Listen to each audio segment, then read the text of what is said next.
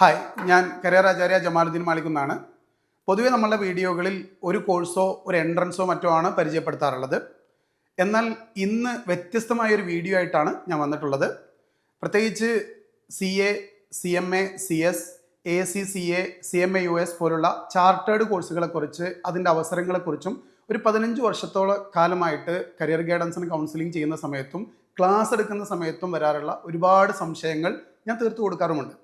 പക്ഷേ വളരെ ഡെപ്തിൽ വരുന്ന ചില ചോദ്യങ്ങൾക്ക് മറുപടി പറയാൻ ഇന്ന് നമ്മുടെ മുമ്പിൽ ഇത്തരം കോഴ്സുകൾ കഴിഞ്ഞ് അത് പ്രാക്ടീസ് ചെയ്യുന്ന, പ്രത്യേകിച്ച് ഇത്തരം വിദ്യാർത്ഥികൾ പഠിപ്പിക്കുന്ന ആളുകൾ കൂടെ ആയാൽ വളരെ നന്നായിരിക്കും. ആ ആളുകളാണ് ഇന്ന് നമ്മുടെ കൂടെ ഉള്ളത്. ഞാൻ ഇന്നുള്ളത് ട്രിപ്പിൾ ഐ കൊമേഴ്സ് അക്കാദമിയുടെ കൊച്ചി ഓഫീസിലാണ്. നമുക്ക് അവരോട് വിശദമായിട്ട് കാര്യങ്ങൾ ചോദിച്ചറിയാം. അപ്പോൾ നമുക്ക് ആദ്യം തുടങ്ങേണ്ടത് കോഴ്സുകളുടെ സാധ്യതകളെ കുറിച്ച് മനസ്സിലാക്കാനാണ്. പ്രത്യേകിച്ച് നമുക്കറിയാം ചാർട്ടേഡ് കോഴ്സുകൾ എന്തൊക്കെയോ വലിയ സംഭവമാണെന്ന് എല്ലാവർക്കും അറിയാം. പക്ഷേ ഓരോ കോഴ്സിൻ്റെയും ജോലി എന്താണ്, എങ്ങനെയാണ് അതിൻ്റെ വർക്കിൻ്റെ നേച്ചർ എന്ന് പലർക്കും അറിയില്ല. അപ്പോൾ CMA ഇന്ത്യൻ കോഴ്സിനെ കുറിച്ച് സാറിന് എന്താണ്, അതിൻ്റെ ഒരു ജോബ് പ്രൊഫൈൽ എന്താണ്, പ്രോസ്പെക്ടസ് എന്താണെന്നൊന്ന് പറയാൻ പറ്റും? ഇപ്പോൾ CMA ഇന്ത്യനെ കുറിച്ച് പറയുന്ന സമയത്ത് ഇപ്പോൾ CA, CS, CMA എല്ലാം നമ്മുടെ കൊമേഴ്സ് പ്രൊഫഷണൽ കോഴ്സുകളാണ്. എല്ലാം കൊമേഴ്സുമായിട്ട് കണക്ട് ചെയ്ത് കിടക്കുന്നതാണ്. അപ്പോൾ ഡയറക്റ്റ്ലി ഇത് റിലേറ്റ് ചെയ്യുന്നത് ബിസിനസ്സുമായിട്ടാണ്. നമ്മുടെ ഒരു ഓർഗനൈസേഷന്റെ ഒരു ഗ്രോത്ത്, അതിന്റെ ഒരു പ്രോഫിറ്റബിലിറ്റി, അതിന്റെ സസ്റ്റൈനബിലിറ്റി, ഇതിന് CMAക്ക് നല്ല റോളുണ്ട്.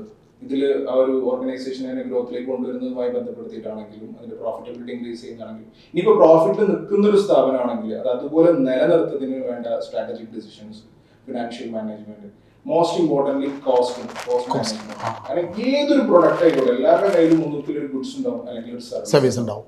ഈ രണ്ട് സാധനം ആളുകൾക്ക് പറ്റുന്ന പ്രൈസിൽ മാർക്കറ്റിൽ എത്തിക്കണം. അതായത് അഫോർഡബിൾ ആയിട്ടുള്ള പ്രൈസിൽ മാർക്കറ്റിൽ എത്തുമ്പോൾ പ്രൊഡക്റ്റ് സക്സസ് ആവുള്ളൂ അല്ലെങ്കിൽ സർവീസ് സക്സസ് ആവുള്ളൂ. അതിന്റെ കൂടെ തന്നെ നമ്മുടെ പ്രോഫിറ്റബിലിറ്റി നിലനിൽക്കുകയും വേണം. മീൻസ് അവിടെ ആ ഒരു ഡിഫറൻസ്, ആ ഒരു കോസ്റ്റ് നമ്മുടെ ആ ഒരു സെല്ലിംഗ് പ്രൈസിലേക്ക് വരുന്ന ഡിഫറൻസ് ആണ് നമ്മുടെ പ്രോഫിറ്റ്. എത്രത്തോളം എഫിഷ്യന്റ് ആയിട്ട് നമുക്കത് കട്ട് ചെയ്യാൻ പറ്റുമോ അതിനനുസരിച്ച് നമ്മുടെ പ്രോഫിറ്റ് വ്യത്യാസമുണ്ട് എന്ന് കരുതി നമ്മുടെ ക്വാളിറ്റി കോംപ്രമൈസ്ഡ് ആവാൻ പാടില്ല. ഒരുപാട് പ്രൊഡക്ഷൻ റിലേറ്റ് ചെയ്തിട്ടാണെങ്കിലും അതിന്റെ പെർഫോമൻസ് റിലേറ്റ് ചെയ്തിട്ടാണെങ്കിലും ക്വാളിറ്റി റിലേറ്റ് ചെയ്തിട്ടാണെങ്കിലും ഒരു ഓർഗനൈസേഷൻ അച്ചീവ് ചെയ്യേണ്ട ഒരു സ്ട്രാറ്റജിക്കൽ ഒബ്ജക്റ്റീവിലേക്ക് എത്തിക്കാൻ ഹെൽപ്പ് ചെയ്യുന്ന ഒരു വളരെ വൈഡർ സ്കോപ്പ് ഉള്ള ഒരു കോഴ്സാണ് ശരിക്കും CMA. അത് പലപ്പോഴും അഡ്രസ് ചെയ്യുമ്പോൾ അത് കൃത്യമായിട്ട് എത്താറില്ല. അതാണ് ഞാൻ അത് പ്രത്യേകം എടുത്തു ചോദിക്കാനുള്ള കാരണം. കോഴ്സ് ആ രീതിയിൽ ശരിക്കും അപ്രോച്ച് ചെയ്യപ്പെടാറില്ല. ടു ബി ഓണസ്റ്റ്, ഈവൻ ചിലപ്പോൾ ക്വാളിഫൈഡ് ആയിട്ടുള്ള ഒരാളോട് സംസാരിക്കുമ്പോൾ പോലും അവർ ഡീറ്റെയിൽ ആയിട്ട് ചിലപ്പോൾ ഇതിനെ കുറിച്ച് പറഞ്ഞു കേട്ടിട്ടില്ല. പക്ഷെ ശരിക്കും ഭയങ്കര പോസിബിലിറ്റി ഉള്ള വൈഡർ സ്കോപ്പ് ഉള്ള ഒരു ഏരിയയാണ്. അവർ അതിൽ കൃത്യമായിട്ട് ഫോക്കസ് ചെയ്തിട്ട് ഒരു ഓർഗനൈസേഷനിൽ വർക്ക് ചെയ്യുകയാണെങ്കിൽ അതിന്റെ ഗ്രോത്തിന്റെ ഒരു റേഞ്ച് എന്ന് പറയുന്നത് അവരുടെ കരിയർ എലമെന്റിൽ നോക്കുമ്പോൾ വളരെ വലിയ വൈഡ് പോസിബിലിറ്റി ഉള്ള ഒരു കോഴ്സ് തന്നെയാണ്. സാർ, എന്താണ് ശരിക്കും ചാർട്ടേഡ് അക്കൗണ്ടൻസി കഴിഞ്ഞാലുള്ള അവരുടെ ജോലി, യഥാർത്ഥമായ ജോലി എന്താണ്? മെയിൻലി നമ്മുടെ ഈ പ്രൊഫഷണൽ അഡ്വാൻറ്റേജ് എന്ന് പറയുന്നത് നമുക്ക് മെയിൻലി 2 സ്കോപ്പാണ് വരുന്നത്. ഒന്ന്, ഒരു സാധാരണ ഒരാൾ ഒരു കോഴ്സ് പഠിച്ചിറക്കുന്ന പോലെ തന്നെ എംപ്ലോയ്മെന്റിലേക്ക് പോകും. എംപ്ലോയ്മെന്റ് എന്ന് പറയുമ്പോൾ ഇപ്പം നോർമലി നമുക്ക് ഫസ്റ്റ് സ്റ്റാർട്ടിംഗ് പാക്കേജ് തന്നെ നോർമലി ഒരു പൊസിഷൻ എന്ന് പറയുന്നത് തന്നെ ഒരു മാനേജർ അല്ലെങ്കിൽ ഒരു അസിസ്റ്റന്റ് മാനേജർ പോസ്റ്റിലേക്കായിരിക്കും നമ്മുടെ ഫസ്റ്റ് അപ്പോയിന്റ്മെന്റ്. ഒരു സ്ഥാപനത്തിലെ ഒന്നെങ്കിൽ അക്കൗണ്ട്സ് മാനേജർ ആവാം, ഫിനാൻസ് മാനേജർ ആവാം, അല്ലെങ്കിൽ ഒരു ഇന്റേണൽ ഓഡിറ്റർ എന്ന പോസ്റ്റിലാവാം, അല്ലെങ്കിൽ CFO ലെവലിലേക്ക് വേണമെങ്കിൽ. ഫസ്റ്റ് ഒരുപാട് നമ്മുടെ ഫ്രണ്ട്സ് ഫസ്റ്റ് അവരുടെ അപ്പോയിന്റ്മെന്റ് കമ്പനിയുടെ CFO പോസ്റ്റിലേക്കായിരുന്നു. CFO പോസ്റ്റിലേക്ക് വരാം. അല്ലെങ്കിൽ മാക്സിമം ഒരു കമ്പനിയിൽ ഏറ്റവും വലിയ എംപ്ലോയ്മെന്റ് പൊസിഷൻ എന്ന് പറയുന്നത് CEO ലെവലാണ്. ഒരു CEO ലെവൽ വരെ എത്തണമെങ്കിലും നമുക്ക് ഈ ഒരു ക്വാളിഫിക്കേഷൻ, ഇനി എംപ്ലോയ്മെന്റിലേക്കുള്ള ഓപ്പർച്യൂണിറ്റി. ഇനി ഇത് തന്നെയല്ല, നമുക്ക് അതിലും വലിയൊരു ഓപ്പർച്യൂണിറ്റിയാണ് നമുക്ക് പ്രാക്ടീസ് രംഗത്തുള്ളത്. പ്രാക്ടീസ് എന്ന് പറയാൻ നമുക്ക് സ്വന്തമായിട്ട് ഇപ്പോൾ ഒരു ഡോക്ടർ ആണെങ്കിൽ പഠിച്ചൊരു ഹോസ്പിറ്റലിൽ വർക്ക് ചെയ്യുന്ന പോലെ സ്വന്തമായിട്ട് ഒരു ക്ലിനിക്ക് ഇടുന്നത് പോലെ, അല്ലെങ്കിൽ ഒരു അഡ്വക്കേറ്റ് സ്വന്തമായിട്ട് അവരുടെ മേജർ ഓപ്പർച്യൂണിറ്റി പ്രാക്ടീസ് ആണ്. അതുപോലെ നമുക്ക് ഒരു മേജർ ഓപ്പർച്യൂണിറ്റി പ്രാക്ടീസ് ആണ്. ചാർട്ടേഡ് അക്കൗണ്ടന്റ് ആയിട്ട് പ്രാക്ടീസ് ചെയ്യുന്ന ആൾക്കാരെ സംബന്ധിച്ചാണ് ഇപ്പോൾ ഒപ്പിന് വാല്യൂ, സിഗ്നേച്ചറിന് വാല്യൂ എന്ന് പറയുന്നത് സ്വന്തമായിട്ട് പ്രാക്ടീസ് ചെയ്യുന്ന അക്കൗണ്ടൻസ് ആണ്. സോ അവരുടെ ഓപ്പർച്യൂണിറ്റി എന്ന് പറയുന്നത് ഇന്ന് ഇന്ത്യയിലുള്ള എല്ലാ കമ്പനികളും, കമ്പനി ഫോം ഓഫ് ഓർഗനൈസേഷൻസ് എല്ലാം കമ്പൽസറി ഓഡിറ്റ് ഉണ്ട് എന്ന് പറഞ്ഞാൽ അവരുടെ ഫിനാൻഷ്യൽസ് വർഷാവർഷം ഒരു ചാർട്ടേഡ് അക്കൗണ്ടിന് ഓഡിറ്റ് ചെയ്യണമെന്നുണ്ട്. അത് നമുക്ക് മാത്രമുള്ള ഒരു റൈറ്റ് ആണ്. ചാർട്ടേഡ് അക്കൗണ്ടന്റുമാർക്ക് മാത്രം ചെയ്യാൻ കഴിയുന്ന ഒരു ജോലിയാണ്. അറൗണ്ട് ഇപ്പോൾ ഒരു 20 lakhs കമ്പനീസ് അബോവ് ഇന്ത്യയിലുണ്ട്. ഇതിന്റെ വർഷാവർഷം അവരുടെ കണക്ക് ഓഡിറ്റ് ചെയ്യാനുണ്ട്. അത് നമുക്കൊരു മാത്രമുള്ള റൈറ്റ് ആണ്. പിന്നെ ഇൻകം ടാക്സ് റൂൾ പ്രകാരം 1 crore കൂടുതൽ ടേൺ ഓവർ ഉള്ള business organisations tax returns file ചെയ്യുന്നതിന് മുമ്പ് അതും ഒരു ഓഡിറ്റിന് വിധേയമാവണമെന്നുണ്ട്. അപ്പോൾ ഇതും ചെയ്യാനുള്ള റൈറ്റ് നമുക്ക് മാത്രമാണ്. ഇത് ഇൻഡിപെൻഡന്റ് ആയിട്ട് പ്രാക്ടീസ് ചെയ്യുന്ന ആൾക്കാർക്കുള്ളൂ. ഒരു കമ്പനിയിൽ എംപ്ലോയി ആയിട്ട് നമുക്ക് ജോലി ചെയ്യുന്ന ആൾക്കാർക്ക് പറ്റില്ല, എലിജിബിൾ ആവില്ല. സോ പിന്നെ ഇൻകം ടാക്സ് ഫയലിംഗ് ഇപ്പം നോർമലി ഒരു ഇൻകം ബേസിക് എക്സംഷൻ ലിമിറ്റ് കൂടുതൽ ഇൻകം ഉള്ള ആൾക്കാർ, എല്ലാം നോർമലി 2,50,000 കൂടുതൽ ഇൻകം ഉള്ള ആൾക്കാർ, പിന്നെ കുറേ ക്രൈറ്റീരിയാസ് പറയുന്നുണ്ട്. ഇൻകം ടാക്സ് ഫയൽ ചെയ്യേണ്ട ആൾക്കാരെല്ലാം ഇൻകം ടാക്സ് വർഷാവർഷം അവരുടെ ഡ്യൂ ഡേറ്റിൽ ഫയൽ ചെയ്യണമെന്നുണ്ട്. പക്ഷേ ഇതെല്ലാവർക്കും ചിലപ്പോൾ തന്നെ ചെയ്യാൻ പറ്റണമെന്നില്ല. അതിൻ്റെ ഹെൽപ്പ്, പിന്നെ GST ഫയലിംഗ് ഉണ്ട്, അത് പിന്നെ ഒരുപാട് സർട്ടിഫിക്കറ്റുകൾ ഇഷ്യൂ ചെയ്യാനുണ്ട്. പുറത്തേക്ക് ഒരു സ്റ്റുഡിയോ പഠിക്കാൻ വേണ്ടി പോകുമ്പോൾ കുറേ സർട്ടിഫിക്കറ്റ് ഉണ്ട്, ഇൻകം ടാക്സിന് കുറേ സർട്ടിഫിക്കറ്റ് ഉണ്ട്, അത് സർട്ടിഫൈ ചെയ്യുക. പിന്നെ ടാക്സ് മാറ്റേഴ്സിൽ ഹെൽപ്പ് ചെയ്യുക, പിന്നെ ഇൻവെസ്റ്റ്മെന്റ് അഡ്വൈസസ് കൊടുക്കുക, ടാക്സ് മാറ്റേഴ്സ് ടാക്സ് എങ്ങനെ പ്ലാൻ ചെയ്യാം ഇങ്ങനെയുള്ള കുറേ അഡ്വൈസസ് കൊടുക്കുക. ഇങ്ങനെ ഒരുപാട് ഓപ്പർച്യൂണിറ്റി, പിന്നെ അക്കൗണ്ടിങ് വർക്ക് ഔട്ട്സോഴ്സ് ചെയ്യുക, ഇങ്ങനെ ഒരുപാട് ഓപ്പർച്യൂണിറ്റീസ് ആ ഒരു ഫീൽഡിലുണ്ട്. ഒരു കരിയർ കൗൺസിലർ എന്നുള്ള രൂപത്തിൽ സാറ് പറഞ്ഞതിൻ്റെ ഒരു കൺസോളിഡേഷൻ, ചെറിയ കാര്യം മാത്രമാണ് ഞാൻ പറയാറുള്ളത്. സാറ് പറഞ്ഞപ്പോഴാണ് അതിൻ്റെ ഒരു വ്യാപ്തി ശരിക്കും മനസ്സിലാക്കാൻ പറ്റുന്നത്. Thank you sir. അതുപോലെ നമുക്ക് അടുത്തതായിട്ട് CS-ന്റെ കാര്യത്തെ കുറിച്ച് പറയുകയാണെങ്കിൽ, കമ്പനി സെക്രട്ടറി കോഴ്സിനെ കുറിച്ച് പറയുകയാണെങ്കിൽ, എന്താണ് ശരിക്കും കമ്പനി സെക്രട്ടറി ആയിട്ട് ഒരു കോഴ്സ് കഴിഞ്ഞ് പാസ്സായി വരുന്ന ഒരാളുടെ ജോലി നേച്ചർ എന്താണ്? ഈ കമ്പനി സെക്രട്ടറി എന്നുള്ള പേര് തന്നെ അല്പം മിസ്അണ്ടർസ്റ്റാൻഡിംഗ് ആണ്. കാരണം പൊതുവേ സെക്രട്ടറി എന്ന് കേൾക്കുമ്പോൾ ആൾക്കാരുടെ മനസ്സിൽ ആ ഒരു ആംഗിളിലേക്കാണ് ചിന്തകൾ പോവുക, ഒരു പ്യൂർലി ഒരു സെക്രട്ടറി പോലത്തെ ഒരു വർക്ക്. പക്ഷെ ഇവിടെ ഉദ്ദേശിക്കുന്നത്, ഇപ്പം ഫോർ എക്സാമ്പിൾ ഒരു കമ്പനി ആയിരിക്കണമെങ്കിൽ, അതൊരു കമ്പനി ഫംഗ്ഷൻ ചെയ്യണമെങ്കിൽ കമ്പനീസ് ആക്ട് ഉണ്ട്, ഒരുപാട് നിയമങ്ങൾ ഫോളോ ചെയ്യാനുണ്ട്. ഒരു പക്ഷേ കമ്പനി റൺ ചെയ്യുന്ന മാനേജ്മെന്റിന് ഈ ലീഗൽ മാറ്റേഴ്സിൽ എക്സ്പെർട്ടൈസ് ഉണ്ടാവുന്നില്ല. നമ്മൾ ആ ബോർഡ് നമ്മൾ ഫീൽ ചെയ്യുന്നു. അതുള്ള പ്രൊഫഷനാണ് ഈ കമ്പനി സെക്രട്ടറിഷിപ്പ് എന്ന പ്രൊഫഷൻ. ബേസിക്കലി ഒരു കൈൻഡ് ഓഫ് ലീഗൽ അഡ്വൈസറി, ഒരു ഹയർ ലെവൽ ലീഗൽ അഡ്വൈസറി പോസ്റ്റാണ് ഉദ്ദേശിക്കുന്നത്. അത് മാത്രമല്ല കമ്പനീസ് ആക്ടില് നമ്മുടെ സെക്രട്ടറിയൽ ഓഡിറ്റ് എന്നൊരു പ്രൊഫഷൻ ഉണ്ട്. എല്ലാ കമ്പനികളും അപ്ലിക്കബിൾ ആയിട്ടുള്ള എല്ലാ കമ്പനികളും ഈ സെക്രട്ടറിയൽ ഓഡിറ്റ് റിപ്പോർട്ട് MCA-ലേക്ക് എത്തിക്കണം. ആ വർക്ക് ചെയ്യാനുള്ള അധികാരം ഇപ്പം അത് സാർ പറഞ്ഞ പോലെ ചാർട്ട് അക്കൗണ്ട്സ് ചെയ്ത് സ്റ്റാറ്റ്യൂട്ടറി ഓഡിറ്റ് പോലെ തന്നെയാണ് ഈ CS-കാർക്കുള്ള ഓഡിറ്റ്. ഇത് ചെയ്യാൻ നിലവിൽ ഇന്ത്യയിൽ CS-കാർക്ക് മാത്രമേ പെർമിഷൻ ഉള്ളൂ. അപ്പോൾ ഒരുപാട് ഓപ്പർച്യൂണിറ്റി ആ ആംഗിളിലുണ്ട്. ഇതിന്റെ പ്രൊഫൈൽ നോക്കുവാണെങ്കിൽ ഇവര് KMP എന്നറിയപ്പെടുക, അതായത് കീ മാനേജറിയൽ പേഴ്സണൽ. ഈ കാറ്റഗറൈസേഷൻ കൊടുത്തിരിക്കുന്നത് മറ്റാരുമല്ല കമ്പനീസ് ആക്ട് തന്നെയാണ്. കമ്പനിയിലെ തലപ്പത്തുള്ള ഏറ്റവും തലപ്പത്തുള്ള കുറച്ച് ഒഫീഷ്യൽസിൽ കുറച്ച് ഡെസിഗ്നേഷൻസ് ആണ് ഈ KMP. അതിലൊന്നാണ് ഈ company secretary. CFO, CEO, director, ആ ലെവലിൽ തന്നെയാണ് ഈ KMP-യിൽ CS-കാരനെ പ്രാക്ടീസ് ചെയ്യാൻ പറ്റും. ഇനി നമുക്ക് പൊതുവെ നമ്മൾ കൂടുതലും CA പോലെ കേട്ടിട്ടുള്ള, അല്ലെങ്കിൽ അതിലുപരിയായിട്ട് കേട്ടിട്ടുള്ള ഒരു കോഴ്സാണ് ACCA. ACCA-നെ കുറിച്ച് ഇതുപോലെ നമുക്കത് നമ്മുടെ ധാരണകൾ ചിലതൊക്കെ തെറ്റാണെന്ന് എനിക്ക് തോന്നുന്നു. അതിനെക്കുറിച്ച് സാറ് ഒന്ന് എക്സ്പ്ലെയിൻ ചെയ്യാൻ നന്നായിരിക്കും. സോ ACCA എന്ന് പറയുമ്പോൾ ബേസിക്കലി ഒരു ഇന്റർനാഷണൽ CS എന്നറിയപ്പെടുന്ന ഒരു കോഴ്സാണ്. ഇതിൽ നമുക്ക് 3 ലെവൽസാണ് ബേസിക്കലി ഉള്ളത്. പറയുകയാണെങ്കിൽ നോളജ് ലെവൽ, പ്രൊഫഷണൽ ലെവൽ. അപ്പോൾ ഈ ഒരു പേപ്പേഴ്സ് കഴിഞ്ഞിട്ടുണ്ടെങ്കിൽ സാധ്യത എന്ന് പറയുമ്പോൾ മെയിൻലി ഇതൊരു ഇന്റർനാഷണൽ CA എന്ന് അറിയപ്പെടുന്ന കോഴ്സ് ആയതുകൊണ്ട് തന്നെ നമുക്ക് വർക്ക് ചെയ്യാൻ വേണ്ടി പറ്റുന്ന MNC-കളിലാണ്, മൾട്ടിനാഷണൽ കമ്പനീസ് ആണെങ്കിൽ. ഇപ്പോൾ ഇന്ത്യയിൽ കേരളത്തിൽ തന്നെ EY, Deloitte, KPMG നമുക്ക് പറയുന്ന പുറമേ നിന്ന് ഔട്ട്സോഴ്സ് ചെയ്തിട്ടുള്ള കമ്പനീസിൽ നമുക്കിവിടെ വർക്ക് ഓപ്പർച്യൂണിറ്റീസ് ഉണ്ട്. ഇപ്പോൾ പറയുകയാണെങ്കിൽ ഇപ്പോൾ സാറ് പറഞ്ഞ പോലെ audit field, tax field, consultation ഫീൽഡിലെല്ലാം നമുക്ക് ഓപ്പർച്യൂണിറ്റീസ് ഉണ്ട്. ബേസിക്കലി ഇത് പറയുമ്പോൾ ഇപ്പോൾ നമുക്ക് ഏത് ഫീൽഡിലേക്ക് പോകേണ്ടതെന്ന് തീരുമാനിക്കുന്നത് നമുക്ക് ഇപ്പോൾ ലൈക്ക് P-level പേപ്പേഴ്സിൽ നമുക്ക് സെലക്ട് ചെയ്യാൻ വേണ്ടി പറ്റുന്ന സ്ട്രീമുകളുണ്ട്. ലൈക്ക് ഇപ്പോൾ നമ്മൾ കുട്ടികൾ ഇപ്പോൾ ആദ്യത്തെ സ്കിൽ ലെവൽ പേപ്പേഴ്സ് കഴിയുമ്പോൾ അവർക്കൊരു ധാരണ ഉണ്ടാവും, അവർക്ക് ഓഡിറ്റ് ഫീൽഡാണോ താല്പര്യം വരുന്നത്, ടാക്സ് ആണോ താല്പര്യം വരുന്നത്, or maybe financial analyst. So അവർക്ക് ഏത് ഫീൽഡിലേക്കാണ് പോകാൻ ഇൻട്രസ്റ്റ് ഉള്ളത് എന്നുള്ള ബേസിസിലാണ് നമ്മൾ P-levels സെലക്ട് ചെയ്യുക. സോ 2 ഓപ്ഷണൽ പേപ്പേഴ്സ് ആണ് അതിലുള്ളത്. അപ്പൊ അവര് ഇപ്പൊ may be they want to be an auditor, they can choose triple എടുക്കാം. അപ്പൊ ട്രിപ്പിൾ എടുത്തിട്ട് അവർക്ക് ഓഡിറ്റ് ഫീൽഡിലേക്ക് പോകാം. പക്ഷെ അവർക്ക് ടാക്സ് ആണോ ഒന്നുകൂടി. ഇപ്പൊ നമുക്കറിയാം എല്ലാവരും ഒരേപോലത്തെ ആൾക്കാരല്ല, ചില ആൾക്കാർ ഇൻട്രോവേർട്ട് ആയിട്ടുള്ള ആൾക്കാരൊക്കെ ഉണ്ടാവും. സോ ബേസിക്കലി അവർക്കൊക്കെ ഒന്നുകൂടി പറ്റുന്ന ഒരു കോഴ്സ് നമുക്ക് എന്താ പറയാ ടാക്സ് എടുക്കാൻ വേണ്ടി പറ്റും. ഒന്നുകൂടി എക്സ്ട്രോവേർട്ട് ആയിട്ട് ആൾക്കാരെ ഇപ്പൊ ഒന്ന് മിങ്കിൾ ചെയ്യാനൊക്കെ താല്പര്യമുള്ള ആൾക്കാർക്ക് എന്ത് ചെയ്യാൻ പറ്റും, ഓഡിറ്റ് ഫീൽഡിലേക്ക് പോകാൻ പറ്റും. ബേസിക്കലി കുട്ടികൾക്ക് എന്ത് പ്രൊഫഷനാണ് താല്പര്യം എന്നുള്ള ബേസിസിൽ നമുക്ക് ഫ്ലെക്സിബിലിറ്റിയിലൂടെ നമുക്ക് ഓരോ സ്ട്രീമിലേക്ക് പോകാൻ വേണ്ടി പറ്റുന്ന ഇന്റർനാഷണൽ ലെവലിൽ അതിന് പ്രാക്ടീസ് ചെയ്യാൻ പറ്റുന്ന ഒരു ഓപ്ഷനാണ്. അഥവാ ഇന്ത്യയിൽ CA പറയുന്ന പോലെ ഇന്റർനാഷണൽ ലെവലിൽ പറയാൻ പറ്റുന്നതാണ് ACCA എന്ന് പറയുന്നത്. സർ, ഇപ്പോൾ ഇന്ത്യൻ CA-യുടെ കാര്യത്തിൽ കുറേ മാറ്റങ്ങൾ വന്നതായിട്ട് പത്രങ്ങളിലൊക്കെ കാണാൻ സാധിച്ചു. കുറച്ച് അപ്ഡേഷൻസ് ഒക്കെ എനിക്ക് കിട്ടുകയും ചെയ്തു. സർ, അതൊന്ന് ഇപ്പോൾ വന്ന മാറ്റങ്ങളും അത് കുട്ടികൾക്ക് എത്ര കണ്ട് ഗുണം ചെയ്യും എന്നുള്ളതൊന്ന് ഡീറ്റെയിൽ ആയിട്ടൊന്ന് എക്സ്പ്ലെയിൻ ചെയ്യുകയാണെങ്കിൽ നന്നായിരുന്നു. പൊതുവേ നമ്മൾ CA-യുടെ ഈ ഒരു കരിക്കുലം ഒരു 5 to 6 ഇയേഴ്സിൽ നമ്മൾ അപ്ഡേറ്റ് ചെയ്യാറുണ്ട്. അപ്പോൾ ഏറ്റവും ലേറ്റസ്റ്റ് അപ്ഡേഷൻ ഈ ഒരു 2024 May 2 തൊട്ട് ആപ്ലിക്കബിൾ ആയിട്ടുണ്ട്. അപ്പോൾ അതിനകത്ത് മെയിൻ ചേഞ്ചസ് എന്താണെന്ന് വെച്ച് കഴിഞ്ഞാൽ, പൊതുവേ ആദ്യത്തെ ഒരു മെച്ചം എന്ന് പറയുന്നത്, പണ്ട് നമുക്ക് ഇയർലി 2 ഓപ്പർച്യൂണിറ്റീസ് ആയിരുന്നു എക്സാം. 2 തവണയാണ് പരീക്ഷ എഴുതാൻ പറ്റും. പൊതുവെ മെയില് നവംബറിൽ. ഇപ്പൊ അത് 3 തവണയായിട്ട് ഇൻക്രീസ് ചെയ്തു. അതായത് സ്റ്റഡി ഡ്യൂറേഷൻ 4 months എന്നുള്ള ഒരു ഗ്യാപ്പിലേക്ക് അങ്ങനെ വന്നു. ഓക്കെ. അപ്പൊ അതുകൊണ്ട് മെയില് എക്സാം എഴുതാം, സെപ്റ്റംബറിൽ എക്സാം എഴുതാം, ജാനുവരിയിൽ എക്സാം എഴുതാം. 3 എക്സാം വിൻഡോ ഓപ്പൺ ആയിട്ടുണ്ട്. പിന്നെ അതിനകത്ത് അഡ്വാൻറ്റേജ് എന്ന് പറയുന്നത് ഇപ്പൊ ഇന്റർ ലെവലിലും ഫൈനൽ ലെവലിലും പണ്ട് നമുക്ക് 8 പേപ്പറുകളായിരുന്നു പഠിക്കാനുള്ളത്.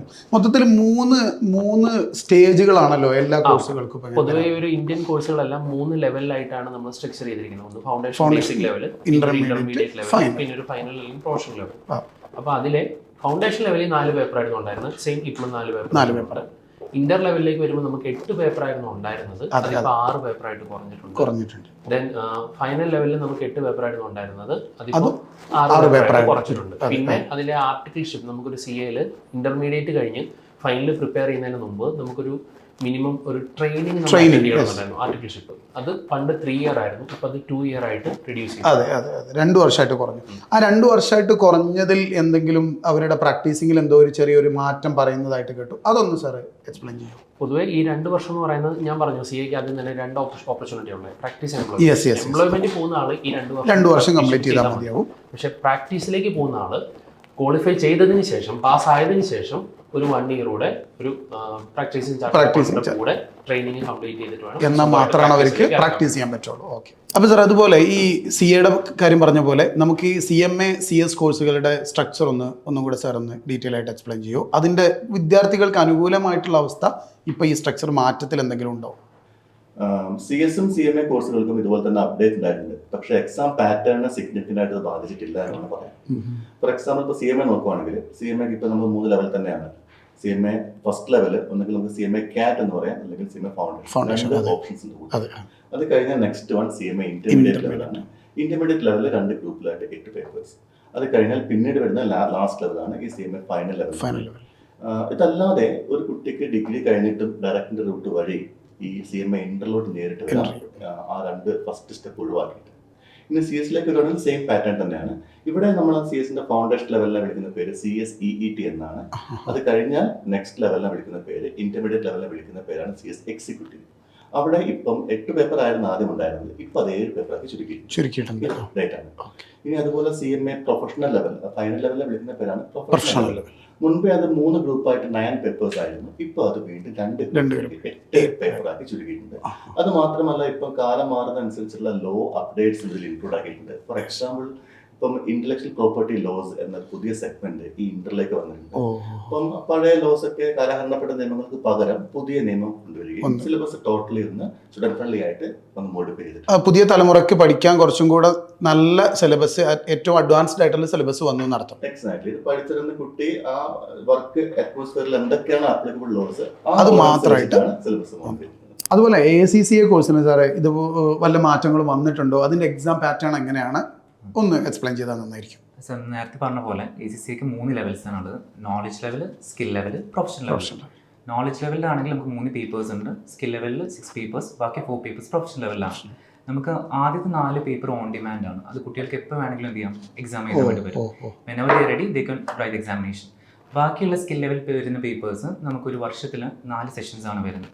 അപ്പോൾ 4 സെഷൻസിൽ നമ്മൾ ബുക്ക് ചെയ്തിട്ട് ഫ്ലെക്സിബിൾ ആയിട്ട് കുട്ടികൾക്ക് എത്ര പേപ്പേഴ്സാണോ എഴുതാൻ വേണ്ടി പറ്റുന്നത് ആ രീതിയിൽ എഴുതാൻ വേണ്ടി പറ്റും.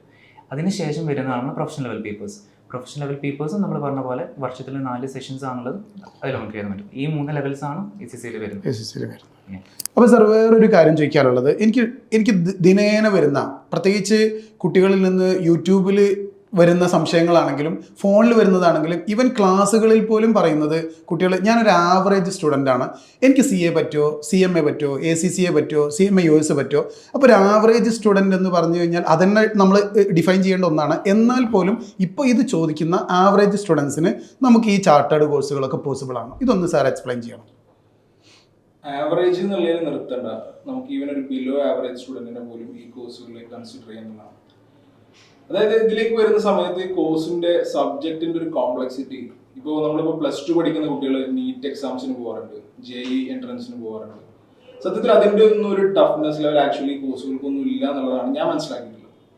ഇതിലേക്ക് വേണ്ടത് എന്താ വെച്ച് കഴിഞ്ഞാൽ ബേസിക്കലി വേണ്ടത് ഒരു ഡിസിപ്ലിനാണ്. അത് മെയിൻ ആയിട്ടൊരു ഫാക്ടർ എന്ന് പറഞ്ഞു കഴിഞ്ഞാൽ, ഇപ്പോൾ ഈ കുട്ടികൾ ആവറേജ് എന്ന് അവരെ പറയും, ചില കുട്ടികൾ ഞാൻ ബിലോ ആവറേജ് ആണെന്ന് പറയും, അതെ. പക്ഷെ ശരിക്കും അവർ ചിലപ്പോൾ പൊട്ടൻഷ്യൽ ഉള്ള ആളുകളായിരിക്കും, മാർക്ക് നല്ലോണം ഉള്ള കുട്ടികൾ. ഇതുവരെ എന്ത് ചെയ്തിട്ടുണ്ടാവില്ല, അവർ ചിലപ്പോൾ പോയ സ്കൂളിന്റെ ഇഷ്യൂസ് ആവാം, സ്കൂളിങ്ങിന്റെ പ്രശ്നങ്ങളൊക്കെ ഉണ്ടാവും, അതുകൊണ്ട് ചിലപ്പോൾ ഇതുവരെ പഠിച്ചിട്ടുണ്ടാവില്ല, ചിലപ്പോൾ അക്കാഡമിക്സിൽ പെർഫോം ചെയ്തിട്ടുണ്ടാവില്ല, അതൊക്കെ ശരിയായിരിക്കും. +2 വരെ ഇന്നേ വരെ അക്കാഡമിക്സിൽ ഒട്ടും പെർഫോം ചെയ്യാത്തൊരു സ്റ്റുഡന്റിന് അവന്റെ പാസ്റ്റ് ഇവിടെ മാറ്റർ ചെയ്യുന്നില്ല. അവൻ ഇവിടെ വന്ന് കയറിയതിനു ശേഷം അവന് ഒന്നേന്ന് തുടങ്ങാം. അതിനി ഒരു ഭയങ്കര IQ ഉള്ള സ്റ്റുഡന്റ് വേണമെന്ന് ചോദിച്ചു കഴിഞ്ഞാൽ അങ്ങനെ നിർബന്ധമൊന്നുമില്ല. IQ ഉണ്ടെങ്കിൽ സ്വാഭാവികമായിട്ട് അത് ഹെൽപ്പ് ചെയ്യും. പക്ഷെ ഒരു ആവറേജ് സ്റ്റുഡന്റ്, ഒരു ബിലോ ആവറേജ് സ്റ്റുഡന്റ് എല്ലാവർക്കും ഇത് ടാക്കിൾ ചെയ്യും. എന്താ വേണ്ടെന്ന് ചോദിച്ചു കഴിഞ്ഞാൽ ഡിസിപ്ലിൻ വേണം, അതായത് കൺസിസ്റ്റൻസിയാണ് മെയിൻ കീ. ഒരു ദിവസം അല്ലെങ്കിൽ എക്സാമിന് മുന്നേ നമ്മൾ ട്രഡീഷണൽ ആയിട്ട് നമ്മൾ കണ്ടുവന്നിട്ടുള്ള ഒരു പാറ്റേൺ എന്ന് പറഞ്ഞാൽ എക്സാം എടുക്കുമ്പോൾ ഇരുന്ന് പഠിക്കുക, ആ പോളിസി ഇവിടെ വർക്ക് ആവില്ല. ഇവിടെ നമ്മൾ കൃത്യമായിട്ടുള്ള ഒരു പാറ്റേൺ നമ്മൾ ക്ലാസ്സസ് പോകുന്ന സമയത്ത് അതിനോട് ഫാക്കൽറ്റീസ് പറയും, ഡെയിലി ബേസിസിൽ അത് പ്രിപ്പയർ ചെയ്യേണ്ട ഒരു മെത്തേഡ് പറയും. എന്നും പഠിക്കുക എന്നുള്ളതാണ് കീ.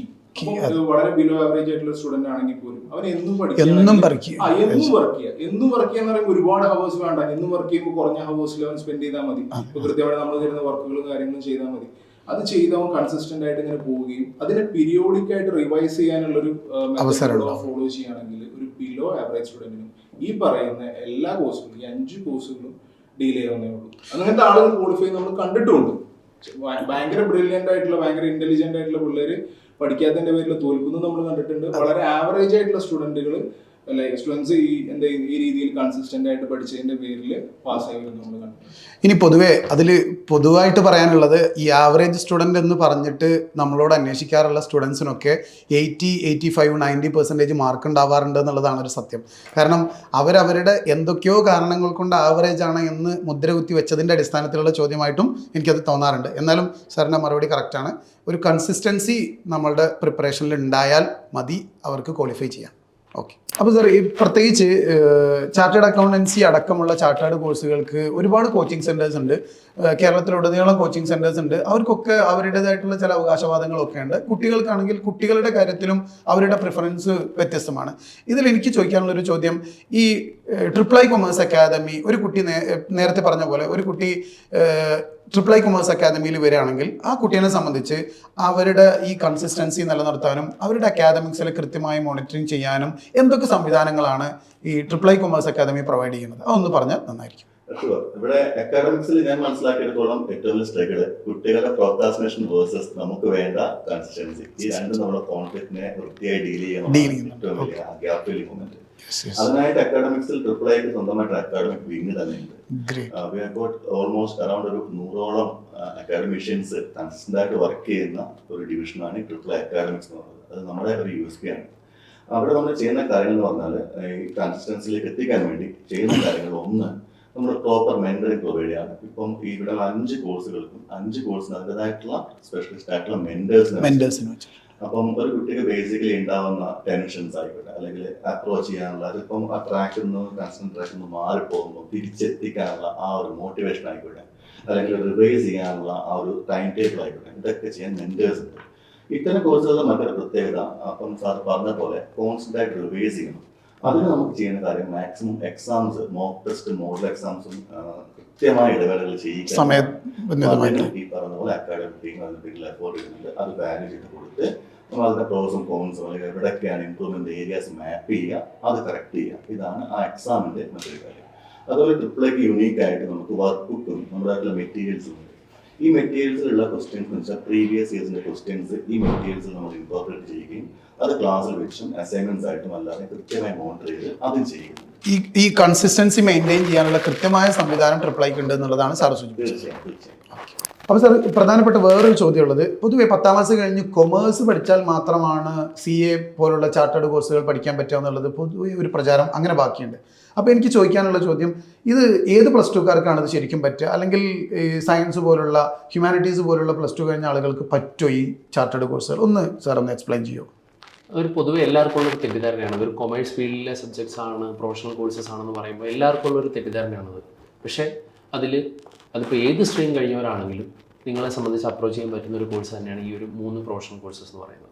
ഇനി അത് കൊമേഴ്സ് കഴിഞ്ഞ ആൾക്കാരാണെങ്കിൽ ഇപ്പോൾ സി എയിലേക്ക് വരുമ്പോൾ അതിലെ കോർ അക്കൗണ്ടിംഗ് എന്ന് പറയുന്ന ഒരു സബ്ജക്റ്റ് അവർ പഠിച്ചിട്ടുണ്ടാവും. അതെ, സയൻസുകാരെ സംബന്ധിച്ച് അതൊരു പുതിയ സബ്ജക്റ്റ്. അപ്പം പൊതുവേ ഇപ്പം അവരെ സംബന്ധിച്ചൊരു സ്ട്രഗിൾ വരുന്ന അക്കൗണ്ടിംഗ് എന്ന് പറയുന്ന ഒരു പേപ്പറായിരിക്കും. പക്ഷേ ഞാൻ അക്കൗണ്ടിങ് ഡീൽ ചെയ്യുന്ന ആളാണ് ഇവിടെ. പൊതുവേ അത് ഏറ്റവും എളുപ്പമുള്ളൊരു സബ്ജക്റ്റാണ്, പഠിക്കേണ്ട രീതി പഠിച്ചിട്ടുണ്ടല്ലോ. അപ്പോൾ അത് എത്ര നാൾ പഠിച്ചു എന്നുള്ളതല്ല, അത് എങ്ങനെ പഠിച്ചു എന്നുള്ളതാണ് കാര്യം. അപ്പം ഒരു സയൻസ് കഴിഞ്ഞ ആൾ വന്നു കഴിഞ്ഞാൽ നമ്മളൊരു ബേസിക് ക്ലാസ് ഒക്കെ കഴിയുമ്പോൾ അവർ പാറാവാറുണ്ട്. ദാറ്റ് മീൻസ് ഒരു കൊമേഴ്സോ സയൻസോ യാതൊരു വ്യത്യാസവും നമുക്കൊരു ക്ലാസ് കഴിയുമ്പോൾ ഒരു ഫൈനൽ ലെവലിലേക്ക് എത്തുമ്പോൾ ഒരു പ്രശ്നമായിട്ട് അവർക്ക് ഉണ്ടാവാറില്ല. ഒരുപാട് സ്റ്റുഡൻസ് കംപ്ലീറ്റും ചെയ്യുന്നുണ്ട്. എന്ന് പറഞ്ഞാൽ ഏറ്റവും ബെറ്റർ ആരാണെന്ന് ചോദിച്ചു കഴിഞ്ഞാൽ ഇപ്പം 10 കഴിയുമ്പോൾ തന്നെ ഒരു സ്റ്റുഡൻറ്റ് ഈ ഒരു പ്രൊഫഷണൽ കോഴ്സസ് ഇപ്പോൾ സി എ ആണ് ചൂസ് ചെയ്യുന്നതെങ്കിൽ അവരെ സംബന്ധിച്ച് ഏറ്റവും ബെസ്റ്റ് എന്ന് ഞാൻ പറയുന്നത് കൊമേഴ്സ് വിത്ത് മാത്സ് ആണ്. ഇനി അല്ലാതെ ഒരു കമ്പ്യൂട്ടർ ആപ്ലിക്കേഷൻ കോഴ്സോ പൊളിറ്റിക്കൽ സയൻസോ ഒക്കെ എടുത്ത ആൾക്കാരും സയൻസും ഈക്വലി ആണ്.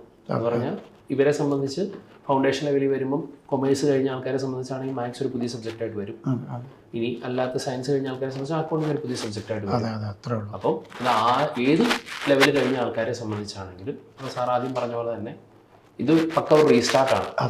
അപ്പം ഒരു ഫോക്കസോട് കൂടി പഠിക്കണം, രക്ഷപ്പെടണം എന്നുള്ളൊരു വാശിയോടെ വരുന്ന ആർക്കും പഠിച്ചെടുക്കാൻ പറ്റുന്ന ഒരു കോഴ്സസേ ഉള്ളൂ ഈ ഒരു കോഴ്സസ്. പിന്നെ അതിൻ്റെ കൂട്ടത്തിൽ ഞാൻ കേട്ട വേറൊരു കാര്യം, ഈ കൊമേഴ്സ് +2 കഴിഞ്ഞ ആളുകളെക്കാളും ചാർട്ടേഡ് അക്കൗണ്ടൻസി പോലുള്ള ചാർട്ടേഡ് കോഴ്സുകൾ ക്വാളിഫൈ ചെയ്യുന്നത് സയൻസ് ബാക്ക്ഗ്രൗണ്ടുള്ള ആളുകളാണെന്ന് പോലും കേട്ടിട്ടുണ്ട്. അതിൻ്റെ സത്യാവസ്ഥ പൊതുവെ എനിക്കും തോന്നാറുണ്ട്. എനിക്ക് തോന്നുന്നു ഇപ്പോൾ total number of chartered accounts എടുത്താൽ ആദ്യം മജോറിറ്റിയും ചിലപ്പോൾ സയൻസ് ബാക്ക്ഗ്രൗണ്ട്. എൻ്റെ ഫ്രണ്ട്സ് തന്നെ എടുത്തു കഴിഞ്ഞാലും പാസ്സായ ആൾക്കാർ കൂടുതൽ ഞാൻ കാണുന്നത് ഒരു സയൻസ് ബാക്ക്ഗ്രൗണ്ട് എന്നുള്ള ആൾക്കാർ. അത് എന്തുകൊണ്ടെന്ന് ചോദിച്ചു കഴിഞ്ഞാൽ ഇപ്പം എന്നെ സംബന്ധിച്ചാണെങ്കിലും ഇപ്പോൾ എടുക്കുന്ന സമയത്ത് തന്നെയാണെങ്കിലും ഒന്നും പഠിക്കാത്ത ഒരാളെ വൃത്തിയായിട്ട് എൻ്റെ ഫ്രണ്ടിലേക്ക് കിട്ടി എനിക്ക് കൂടുതൽ പഠിപ്പിക്കാൻ പറ്റും. പക്ഷേ +2 വരെ നമ്മൾ പഠിക്കുന്നതിൽ അക്കൗണ്ടിങ്ങിൽ തന്നെയാണെങ്കിലും കുറച്ച് മിസ്റ്റേക്സ് ഉണ്ട്. ഇനി പഠിക്കേണ്ട ലെവലിലായിരിക്കില്ല പഠിച്ചിരിക്കുന്നത്, എക്സാമിനേഷൻ പോയിന്റ് ഓഫ് വ്യൂലായിരിക്കും പഠിച്ചിരിക്കുന്നത്. ഒന്ന് അറിയാവുന്ന ഒരാൾക്കാരെ അവരെ നമുക്ക് ഗ്രോ ചെയ്യുന്നതിനേക്കാളും എളുപ്പം ഒന്നും അറിയത്തില്ലാതെ ആ ഒരു ടെൻഷനോടെ വരുന്ന ആൾക്കാർ നമ്മൾ പഠിക്കുന്ന അത്ര ശ്രദ്ധയോടെ ഇരുന്ന് പഠിക്കും പോയി. ചില ബാച്ചുകളിൽ നമുക്ക് ഈ അക്കൗണ്ടിങ് പേപ്പറിന് തന്നെ 2 വർഷം പഠിച്ചിട്ട് വരുന്ന കൊമേഴ്സുകാരെക്കാളും കൂടുതൽ ചിലപ്പോൾ സയൻസുകാരെ സ്കോർ ചെയ്യാറുണ്ട്. എനിക്ക് തോന്നുന്നൊരു കാര്യം എന്ന് പറയുന്നത് 2 വർഷം കൊണ്ട് അവരെടുക്കുന്ന എഫോർട്ട് കൊമേഴ്സുകാരെടുക്കുന്നതിനേക്കാളും ഒരു കുറച്ച് കൂടുതൽ എടുക്കാറുണ്ട്.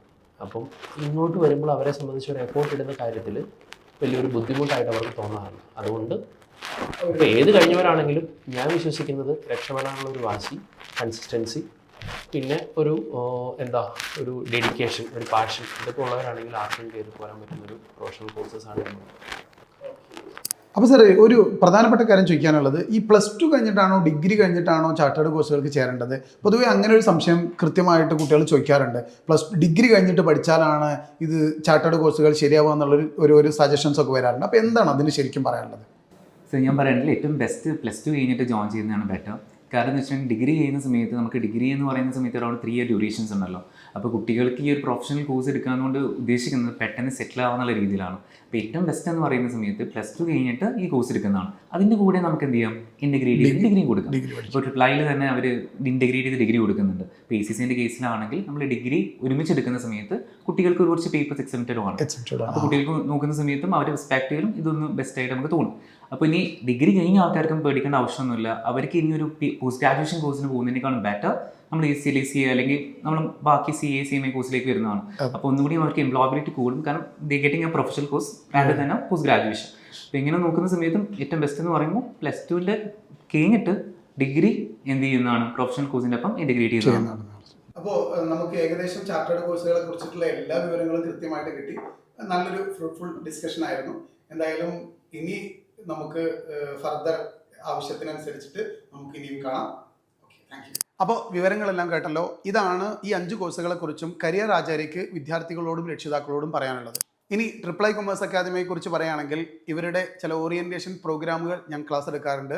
അതുപോലെ തന്നെ ഇവിടെ ഉള്ള പല ഫാക്കൽറ്റികളെയും വ്യക്തിപരമായിട്ട് എനിക്ക് പരിചയമുണ്ട്. അതുകൊണ്ട് അത്യാവശ്യം നല്ല റിസൾട്ടും നല്ല അക്കാദമിക്സും കൊടുക്കുന്ന ഒരു സ്ഥാപനമായിട്ട് എനിക്ക് തോന്നി. ഇത്തരം കോഴ്സുകളുടെ പ്രവേശനം ആഗ്രഹിക്കുന്നവരാണെങ്കിൽ നിങ്ങൾക്ക് ഈ വീഡിയോയിൽ കാണുന്ന മൊബൈൽ നമ്പറിലോ ഡിസ്ക്രിപ്ഷനിൽ കാണുന്ന ലിങ്കിലോ ക്ലിക്ക് ചെയ്ത് രജിസ്ട്രേഷൻ ഉറപ്പുവരുത്താവുന്നതാണ്.